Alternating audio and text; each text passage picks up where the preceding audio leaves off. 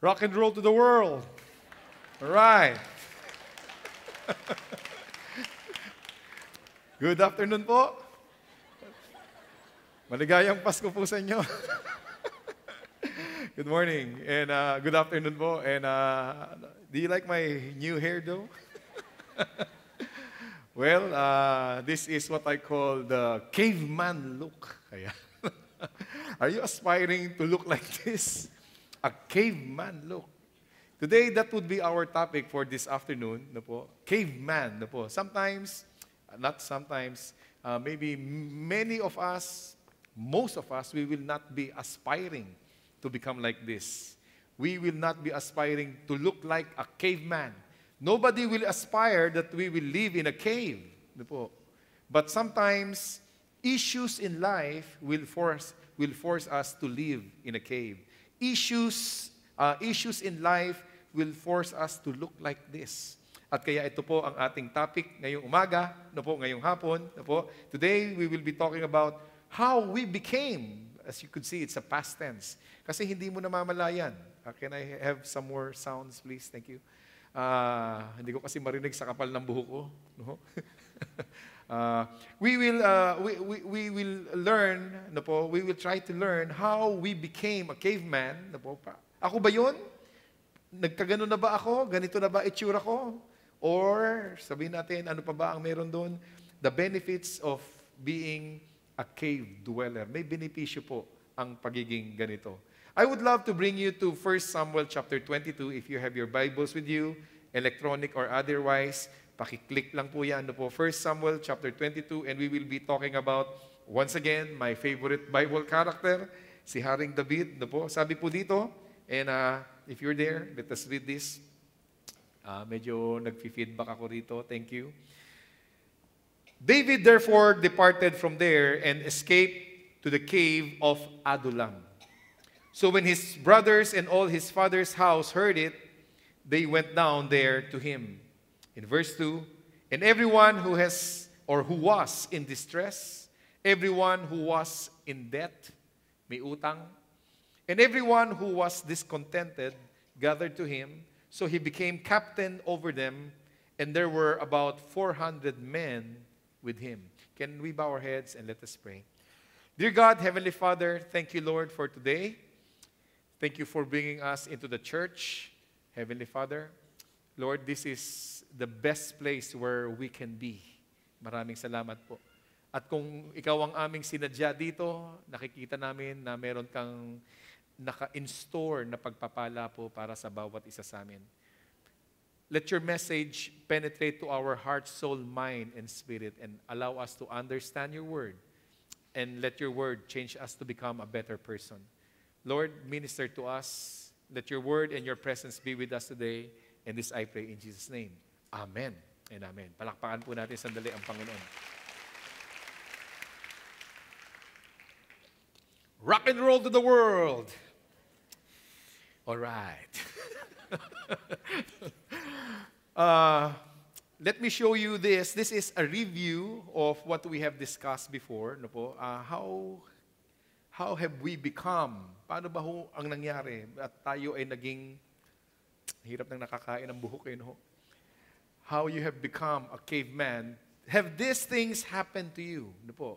Ano, ito ba ay nangyari? Isa sa mga ay nangyari nito. No? You have lost your job. You have lost your wife. You have lost your home. You have lost your friend, your best friend, your very best friend. You have lost your counselor or maybe your church. You have lost self-respect. If you have lost any of these, you have lost any of these, life will be tough, I tell you. Medyo ang buhay mo ay kikibang ng konti. At kung ang lahat ng ito ay nawala sa iyo, pambihira, sunod-sunod, wow, talagang it will drive you mad. It will drive you crazy. It will bring you to the cave. No po, dadalhin ka nito sa kuweba. No? Alam niyo po, sa aking pag-aaral, kung ang isang ito ay nangyari sa iyong buhay, you lost your job, or maybe isa lang, you lost your best friend, mag-iisip ka sa Panginoon, sasabihin mo, Lord, meron ba akong kasalanang nagawa? Meron ba akong kasalanan na gawa? Medyo kumibang ang aking buhay. May kasalanan ba ako nagawa? Magre-reflect ka na. At pag nakita mo, ay, ito pala yung kasalanan ko. Panginoon, patawarin mo ko. And then you are back on track. Okay yun eh. Okay yun. But if you are doing okay in life, if you are righteous in life, if you are okay with God, and then one of these things or all of these things had happened to you, you don't know where to repent. You don't know where to say sorry. And I think that is tougher. Ito po ang nangyari kay David. David was righteous before God. David was holy before God. And then all of a sudden, life came crashing in. Sabay-sabay, sunod-sunod. Ito po ang nangyari kay David. Ang lahat po niyan ay sunod-sunod na nangyari kay David. No po? At ano po ang pinupuntahan niya? He was brought to the cave. And what is in the cave? The cave in our life would be dark. The cave in our life would be lonely. The cave would be very dirty. The cave would be disillusioning. Nakakahilo. Nakaka-disorient ang cave. And David was brought to this kind of cave. Let me read to you, ito yung binasa natin kanina. David therefore departed from there and escaped to what? To the cave. David escaped, ang daming pong gumuguho po ang buhay ni David, and then he escaped to the cave of Adullam. Pumasok po siya dyan. The word Adullam, meron pong Arabic meaning, meron pong Hebrew meaning. Hindi ko po type ang kanilang binigay na meaning. Ibig sabihin, hindi po magiging relevant sa ating pag-aaral. So I would love to play with the word Adullam, and this is how I would love to play with the word Adal-am. Adal, I am. When we are in the cave, ano ba yung dal? Ano ba yung dal? There is no brightness. Ano ba yung dull? Dull means no brightness, no life, walang kabuhay-buhay. Dull means nothing there. Pumupurol, no sharpness, no brightness, no life. Because we are in the cave, andun tayo. We want to isolate ourselves. Ayaw mong may kausap kang tao. Gusto natin solo lang tayo. We live in a life of isolation. We lick our wounds. We don't want to talk to anybody. This is our cave. What cave are you in right now? Are you in the cave right now? Are you in the cave right now? Meron pong isang tao, ito po ay nangyari last week, just this week. Just this week, I was watching CNN, and I found this guy. This is not his real name. He is not Price Brian Williams. His real name is Flanagan. He was fired from his job. Tinanggal po siya sa trabaho. Natanggal siya. At sa kanyang sama ng loob, sapagkat siya po ay nasa kanyang kuweba. Matagal siyang nasa kanyang kuweba. Alam niyo po ang kanyang ginawa? Siya po ay yung kanyang cellphone, binibideo niya, at meron siyang Glock. I don't know if it's 9mm. Glock, baril. Kumuha siya ng baril. Binibideo niya at binaril niya ang dalawang newscaster. Have you heard the news? Anybody heard the news? Binaril niya ang dalawang newscaster. Patay. Yung babae, 24 years old. Patay. Kinukunan niya. Habang binabaril niya, habang tinatapos niya ang buhay ng mga tao, ni-record niya at in-upload niya. Later on, siyempre, patay din siya. Sa kanyang upload, sa kanyang mga post, ang kanyang isa sa mga latest post niya bago niya ginawa yon, ito po ang sabi ni Flanagan, I've been a human powder keg for a while, just waiting to go boom. Ako ay parang isang garapon ng pulbura. Garapon ng pulbura, naghihintay lang sumabog. Yan ang kanyang sabi. At ayun nga, pinatay niya po ang dalawa. Ito po ang mga taong pumunta sa cave or naging caveman, yung naging caveman sila at hindi sila naka-recover sa pagiging caveman. Hindi sila naka-recover. Si David po, habang siya po ay nasa kanyang kuweba, meron po tayong kanya-kanyang kuweba. Si David po, nung siya ay nasa kanyang kuweba, siya po ay lumikha ng isang awitin. Yung pala ang masarap pag nasa kuweba tayo, no? Tayo ay gagawa ng isang awitin. At sinulat niya po ang Psalm 142. Pag binasa po natin si David ay nasa kuweba, hindi pwedeng iiwasan natin ang mga psalm na naisulat niya sa kuweba. At ito po ang isa sa mga naisulat niya, ang Psalm 142, and this is the title of the psalm. Sabi po, a contemplation of David, a prayer when he was where? In the cave. A contemplation. He was in deep thinking. He was in deep reflecting. When he was in the cave, he was in deep reflection of his life. Nag-iisip siya, eto to, maganda at naisulat niya sapagkat naipapamala sa atin, naipapakita sa atin, ano ba ang kalalagayan ni David nung siya ay nasa kuweba? Ano ang kalalagayan ng kanyang puso? Sa verse 4, ito po ang kanyang sinabi, look on my right hand and see. Tignan mo ang aking kamay. Anong meron ako? Wala. Look at my right hand. Nothing there. For there is no one who acknowledges me. This boy, this David, he was the giant slayer. Siya ay isang popular na tao, isang magaling, popular, sikat. And then, right now, in the cave, nobody was acknowledging me. Wala na. Laos ka na. Tapos na ang buhay mo. And he continued, refuge has failed me. Wala na ang mga refuge ko. Yung trabaho ko, my refuge, my wife, my home, my best friend, my counselor, my church, my self-respect for myself, my refuge, they are all gone. It's all gone. And he said, no one cares for my soul. Living in the cave. What is the situation? What is the feeling to be in the cave? You know, church, when you are talking like this, if this is what you sing today, I have a good news for you. Tanggalin ko lang kung mainit eh. I have good news for you. Ano po? Ito po ang susunod pong slide. I would love you to look at it, and if you could take photo of it, please do. Ito po ang susunod na slide. When the sovereign God brings us to nothing, it is the beginning of the redirecting of our lives and not the ending. Amen ho ba yun? Palakpakan natin sandali ang Panginoong Diyos. Amen? I will read it again.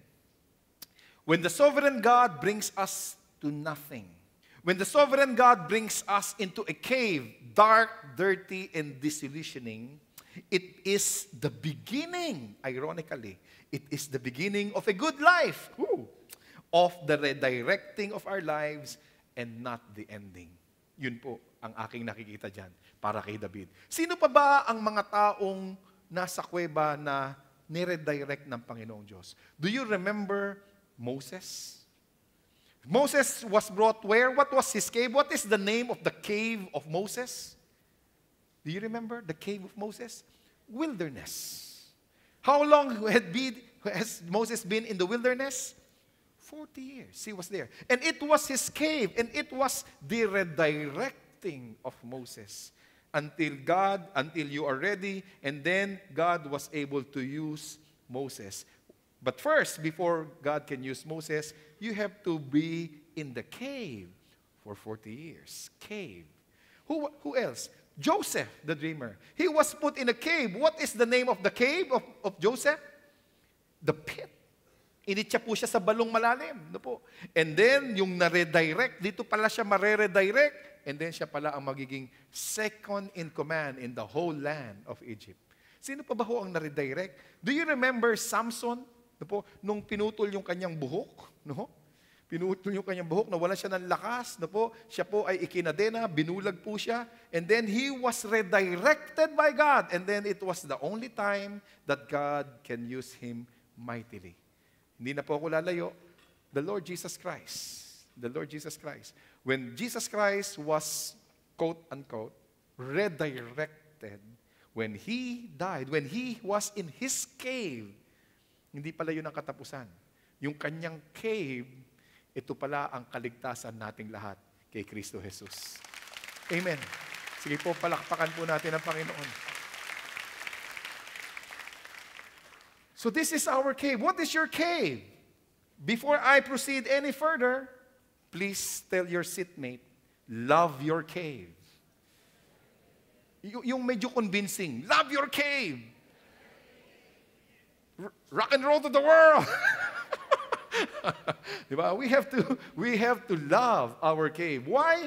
Let me bring you now to our lesson. Why will I love my cave? The cave purpose. If you are living in a cave purpose. One, ano po? Cave dwelling shows us the real score. Pinapakita sa akin, what's the real score? Do you want to know the real score of your life? I want to know the real score. You know, sa sasakyan, kailangan I must know the real score. I must know if I have still fuel in my tank. Po, kailangan alam ko yung fuel gauge, no po. Alam ko dapat yung radiator, no po. Yung temperature ng aking sasakyan, ng aking radiator, kailangan alam ko kung high temp na, oops, I have to do something about it. And if my car is running empty, I have to know it. Nakapag-drive na po ako ng sasakyan na sira yung gauge, yung fuel gauge. Naku, pambihira. Napakahirap mag-drive ng you don't know the real score. Same goes with life. No po? Same goes with life. Sabi ko nga, sana ang tao meron siyang built-in thermometer. No po? May built-in na gadget na nalalaman mo ang level ng iyong glucose level. No po? Sana po ganyan ang ating katawan. No? Yung hindi ka na magte-testing kung ano ang sugar level mo. No? Sana pag kumakain ka ng chocolate, mababa pa ang sugar level, kain pa. Sana ganon, di ba? Mababa pa, pwede pa. Sana meron tayong gauge, built-in gauge na sinasabi yung saltiness ng ating katawan. No? Pwede pang kumain ng chichirya. No? Sana pwedeng nagsasabi yung gauge na ano ang ating cholesterol level. Sapagkat pag mababa pa ang cholesterol, 3 crispy pata pa. Sana ganon. Dahil sa wala tayong real score, sapagkat hindi natin alam ang real score sa ating buhay, kain lang, pambihira. Mamaya, diabetic na. Maya-maya, dialysis na. Diba ho? Maya-maya, nakagano na, stroke na. Kasi walang real score. And that is why it's good to know, ano ba ang real score? Spiritually speaking, ano ba ang real score ko? Spiritually speaking, ano ang real score? Physically, I want to know my real score. Situation, ano ba ang totoong score ko? Kailangan kong makita. Si David, this was his real score. Ito po ang real score ni David. Again, Psalm 142 verse 6, he said, "Attend to my cry, for I am brought very low. Deliver me from my persecutors, for they are stronger than I." This is Excuse me. Dali lang po. This is the real score of David. Ito po ang kanyang real score. He was brought very low. This is the critical level. David was not at par. Emotionally, he was not at par. Ano po? Emotionally, he was not running low. He was not running empty. David was empty. I'm empty. This is a critical level. I'm running very low, and for they are stronger than I am powerless. The giant slayer is now powerless. No? Kayang magpatumba ng isang higante, kaya niya pumatay ng sabay-sabay na mga Philistine. Siguro kung sa ating panahon, siya po ay 10th Dan black belter, no po. Kaya niyang magpatumba ng tao sabay-sabay, no po. But this time he was powerless. Why? Because emotion gripped him so much. Mas mahirap ang kalaban ang emosyon. Mas mahirap kalaban po yan. He was powerless. This is the real score. And he said, "God, I need help. I need help." Hindi na ako magkukunwari. Hindi na ako magbabalat kayo. I need deliverance. The real score. And only if you are in the cave, that you will know the real score. The cave will make you realize what's the real score. What is this cave all about? Cave dwelling is a family unifier. Ayan. Nag-unify po ng family. Basahin po natin yung kaninang nabasa natin. Sabi po sa verse 1, still in verse 1, so when his brothers and all his father's house heard it, they went down there to him. Sino ba ito? Sino ba itong family? Hindi po ako yun. Pakisagot. Okay, thank you. Ito pong family unifier. Why? When tragedy strikes your life.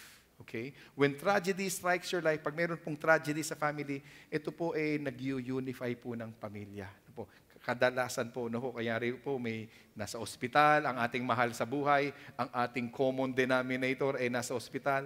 Nako, yung mga magkakapatid, magkakamag-anak, makikita-kita doon. No? It's either hospital or funeral, no po, makikita-kita. At pag nakita, nako, pwede ba iisang tabi na natin ang mga samaan ng loob, magyayakapan po, mag-iiyakan sila, hindi nag-iiyakan dahil sa patay, nag-iiyakan sila sa kanilang mga pinagagagawa. Alas kayo, Jollibee tayo mamaya. Di ba? It's a unifier.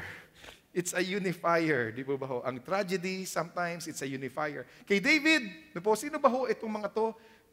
If we can recall, sino ba ang kanyang tatay? Sino ba itong mga kapatid niya? Ang tatay niya, remember when Samuel went to their house to anoint the new king of Israel? Pumunta po si Samuel, hinarap si Abinadab, hinarap si Shimei, hindi yan ang magiging susunod na hari, hindi ito. Sabi nung propeta, wala ka na ba ibang anak? Sabi nung tatay, nakalimutan ko, may bunso pa pala ako. Yung tatay na nakakalimot sa kanyang bunsong anak, pambihira, nakalimutan. Sino ba yung mga kapatid ni David? Yung mga kapatid ni David, nung si David po ay nagdadala ng siopaw sa kanila sa labanan, sabi ng kanyang mga kapatid, ikaw yung lalabas sa higante, pambihira, pasikat ka lang eh. The brothers were belittling David. Now, this time, when David was emotionally down, ito po yung kanyang pamilya.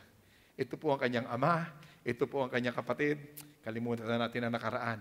It's a family unifier. Cave dwelling is a family unifier. Pakisabi ulit sa katabi mo, love your cave. Love your cave. Meron pong isang tao, habang binubuo ko po itong mensahe, naalala ko po itong taong ito, si Nelson Mandela. If you know him, good. No? Ito po ay sa isang setting sa South America. South Africa. Isa pong setting sa South Africa. At itong taong ito ay determinado niyang ipinaglalaban ang wag natin sundin itong government na ito, yung apartheid government. Meaning, itong government na ito ay racial discrimination. Ang itim, puti, racial discrimination. At siya po ay itim, siya po ay ikinulong.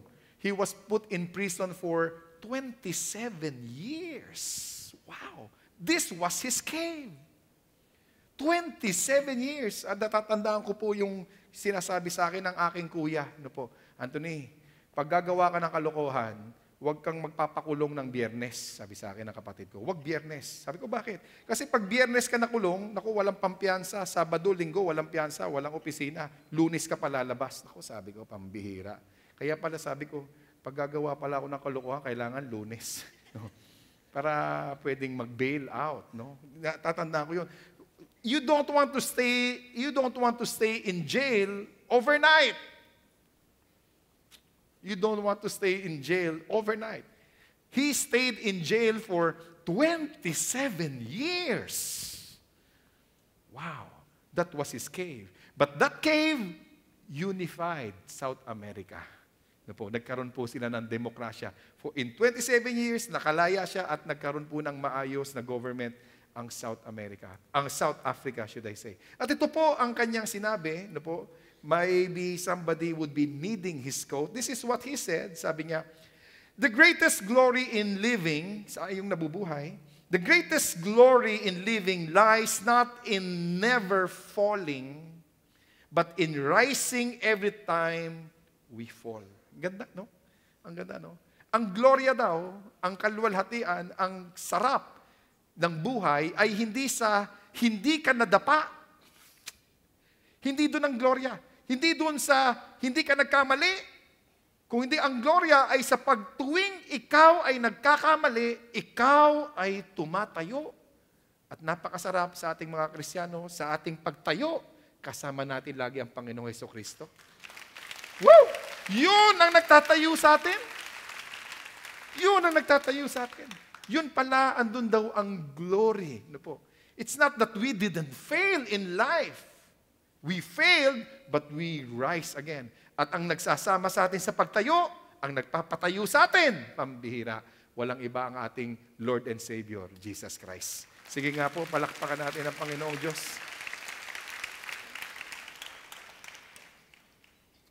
Cave dwelling attracts people your own kind. Yun ang malupit, no ha? Ang cave dwelling, pag ikaw ay nandyan, dirty,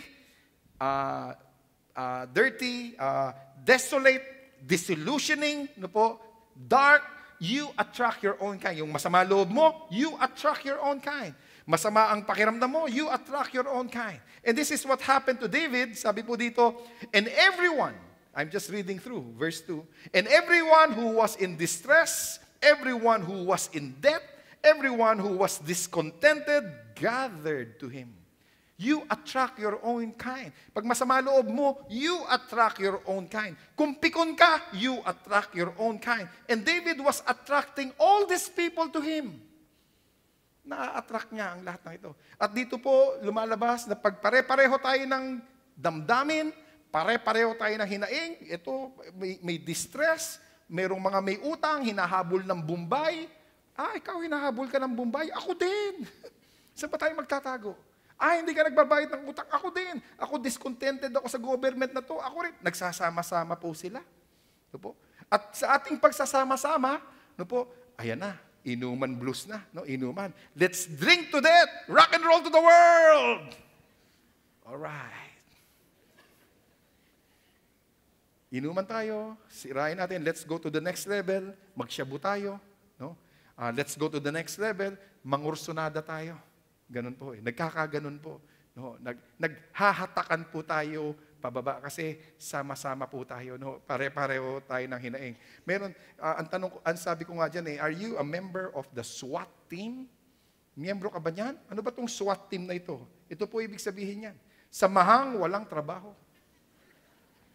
Sama-sama. Diba? Samahang walang trabaho. Are you a member of a SWAT team? Or pwede namang samahang walang telepono. Hindi, ngayon para lahat po tayo may telepono na, lahat may cellphone eh. Wag na lang yun, ito na lang. Samahang walang true love. Ayan, pambihira. Yung isa, may true love ka ba? Ayan, nag-iinggita na tayo. Di ba? Samahang walang true love. Ayan, no po. And we pull and we attract each other. No po. But for David, hindi lang po niya in-attract of his kind. He didn't only attract those people, but this is what he did. Number 4, cave dwelling, wow, that's why I like this. Cave dwelling empowers you to empower others. He attracted all of these people of the same kind, same feather flock together, na-attract niya, imbis na maghatakan po sila pababa sa cave, sa kanilang kadiliman, sa kanilang kinalalagyan, ito po ang ginawa po ni David. So he became over them, or he became the captain over them, and there were about 400 men with him. What was this cave? When the 400 men came to him, yung 400 dumating po sa kanya, pambihira, dito po nakita ni David yung kanyang leadership. Dito po nakita ni David yung kanyang purpose sa kanyang buhay. Dito po niya nakita ang vision ng Panginoong Diyos sa kanya. Dito niya nakita, pambihira, kailangan ko pala ng cave sa aking buhay para makita ko ang purpose ko sa aking buhay. I need a cave in my life. A cave, we are so easy to tell people, oh, that cave, dark, dirty, delusioning, the cave, it's a curse.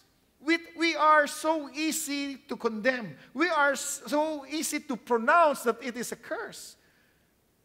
But when God is in your cave, can you hear me? When God is in your cave, it is a blessing. It is not a curse. Because it is where you can find your purpose in life. Sa kadiliman na yun, dun mo pala makikita ang liwanag kung ano ang gusto ng Diyos para sa buhay mo. He became the leader of the 400 men. And who are these 400 men? When you will continually read the life of David, 1 Samuel, 2 Samuel, if you would be reading it, the 400 men became the 400 mighty warriors of David. Naging mighty warriors. Yung mga distress, yung mga lubog sa utang, yung mga discontented, pambihira. Inangat ang buhay nila. Why? Merong naging leader.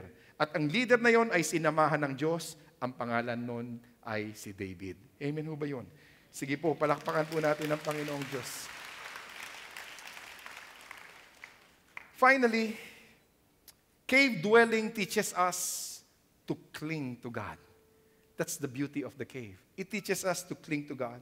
And let me bring you back to Psalm 142 verse 5. Sabi po ni David, I cry out to you, O Lord. I said, you are my refuge, my portion in the land of the living. Wow. Hindi ako makakalayo eh. Hindi ako makakalayo sa Psalm 142. Sabi niya, I cry to you, O Lord, you are my refuge. Why? Because David thought that his refuge would be his job. He thought that his refuge would be his wife. He thought his refuge would be his home, his good friend, his counselor, his church, himself. All of this refuge crashed down on him. It was legally speaking, it was a quasi-refuge. It's not my refuge. Finally, that cave gave him the realization, hindi yan ang refuge mo. Yung refuge na yan, bibigay. Kaya ngayon, sa verse 5, ang sabi niya, you are my refuge. Ikaw, O Diyos, ang refuge na hindi bibigay. Ikaw, O Diyos, ang refuge na hindi ako iiwanan. Ikaw ang refuge na matibay na muog na lagi kong kasama sa hirap at ginhawa ng aking buhay. And that is our Lord Jesus Christ. Our refuge, our strength. Hallelujah. Finally, that cave gave him that realization.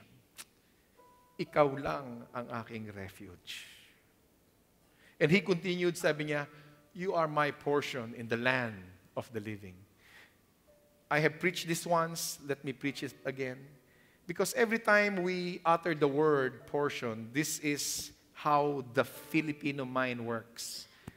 If this table has 3 items, the tissue paper, the water, and the wig, pag sinabi kasi natin sa Filipino, my portion, where is my portion? This is my portion. That's how we think. It is so innate of us. Where is my portion? This one is yours. This one goes to you. This is my portion. That's how we think. But what David was saying is, you are my portion. My God is my portion. What David was saying was this, Panginoon, ikaw ang lahat sa akin. I can do without wealth. I can do without the palace. I can do without my home. But I cannot do without you. You are my portion. You are my portion. And this is what David was saying. So for those who are cave dwellers, take note of this. There would be a cave purpose. Again, if you could take a shot, feel free. Take a shot. Copy it right. Copyright. That's the meaning of copyright. Copy it right. Cave purpose. Ito po ang cave purpose sa aking buhay. And as I end this message, this is what I would love to say to you. Cave dwellers, listen to me now. Whatever your cave may be, ano man ang itsura ng iyong kuweba ngayon, ano yung kuweba na yan? Alam mo kung anong kuweba? Alam mo kung saang kuweba ka nakatira ngayon? Listen to me now. This is what I would like to say. Love your cave. Love your cave. Don't curse your cave. Love your cave. Find yourself in that cave. And be reminded of this. It is a rerouter. A cave is a cave rerouter. A cave is a cave that will redirect my life. Wow. And finally, get out from that cave. Get out from that cave. That is your refuge, and get out from that cave.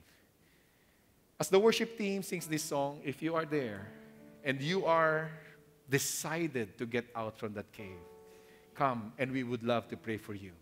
Come in Jesus' name. Hallelujah. The grace of God is waiting for you. The love of God is waiting for you. Come. Hallelujah. You are the source Hallelujah. of life. I can't be Cave dwellers, you can come. Cave dwellers, behind. get out No from that one cave. else Hallelujah. will do. Hallelujah. And I will take hold of you. Hallelujah. And I need you, Jesus, to come to my rescue. Yes, Lord. My refuge. Where else can I go? There's no other name by which I am saved. Yes, Lord. Capture me where We could rise. Let us worship the Lord. and I need you, Jesus, to come to my rescue. Yes, Lord. Where else can I go? There's no other name by which I am saved. Oh, yes, oh God. Capture me with grace, and I need you, Jesus, to come to my rescue. Where else can I go? There's no other name by which I am saved, Lord. Capture me with grace, and I will follow you. This world has nothing for me, and I will follow you. This world has nothing for me. Oh, yes, Lord. And I will follow you. This world is nothing for me. And I will follow you. This world is nothing for me. 'Cause I need you, Jesus, to come to my rescue. Oh Lord, where else can I go? There's no other name by which I am saved, Lord.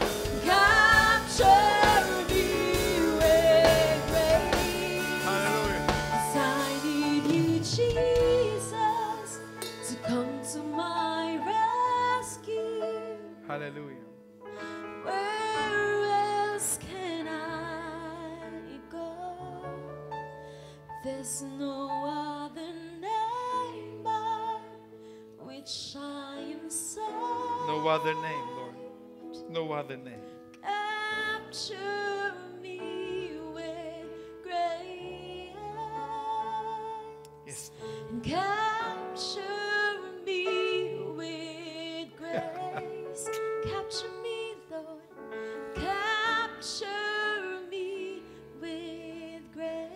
Thank you, Lord. I will follow you. Heavenly Father, thank you, Lord God, for this day. We understood our cave. We understood this darkness, not a curse, but a redirection of our life. Thank you, O Lord God, for those who have come to the altar of the Lord. The altar of the Lord. Yes, you heard it right. Can I invite you to please lift your hands to the Lord? Ready to when you lift up your hands, it is a gesture that you are ready to receive the blessing from God. Yes, when you lift it up, expect something from the Lord today. Expect something. Exercise your faith and expect something from God today. Good gifts. Good gifts from the Lord. And pray this prayer with me, please. Heavenly Father, Heavenly Father, thank you for capturing me thank you for capturing me with your grace. with your grace. Thank you for the cave. Thank you for the cave. I thought it was nothing. I thought it was nothing. I thought it was a I curse. thought it was a curse. But it is a redirection of my life. But it is a redirection of my life. Today, O God, Today, oh God, forgive me forgive me if I misunderstood. if I misunderstood. Forgive me if I misunderstood the blessing. Forgive me if I misunderstood the blessing. Today, I thank you Today, I thank you for the blessing. for the blessing. Heavenly Father, Heavenly Father, change my life change my life from bad from bad to better, to better, from better from better to best. to best. Best for you. Best for you. As I lift my As hands, I lift my hands Today, O God, today, oh God, I receive your blessing. I receive your blessing. I receive you today. I receive you today. I receive your light I today. receive your light today. I receive your life today. I receive your life today. I thank you, Lord. I thank you, Lord. Thank you for your word. Thank you for your word. Thank you for reminding me. Thank you for reminding me. Thank you for refreshing me today. Thank you for refreshing me today. Thank you for telling me the real score. Thank you for telling me the real score. Now I can move on. Now I can move on. I can move on with I you. can move on with you. Thank you, oh God. Thank you, God. As I go home today, As I go home today, I'm out of my cave. I'm out of my cave. I'm out of my I'm out cage. of my cage. I'm out of my I'm wilderness. out of my cage. And I'm with you. And I'm with you. And I thank you. And I thank And this I pray in Jesus' name. this I pray in Jesus' Amen name. and amen. Hallelujah. Oh Lord, thank you.